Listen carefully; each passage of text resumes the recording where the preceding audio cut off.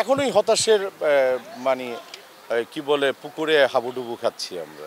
এটা খেতেই থাকবো, এটা থেকে বেরোবার আর কোনো পথ আমি দেখতে পাচ্ছি না। এবং এফডিসি আসলে এফডিসিতে প্রতিটি ইটের সাথে সম্পর্ক তো আমার মাঝে মধ্যে আসলে কান্না পায়।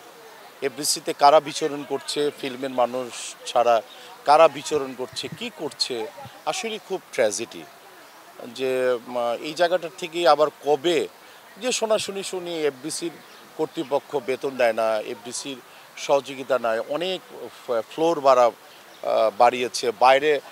আসলে সবাই না এফডিসিতে কাজ করতে চায়, কিন্তু এই সুযোগটুকু যদি তথ্য মন্ত্রণালয় মন্ত্রী মহোদয় যদি নিজের থেকে যদি এই সুযোগটুকু করে দেয়, সবাই কিন্তু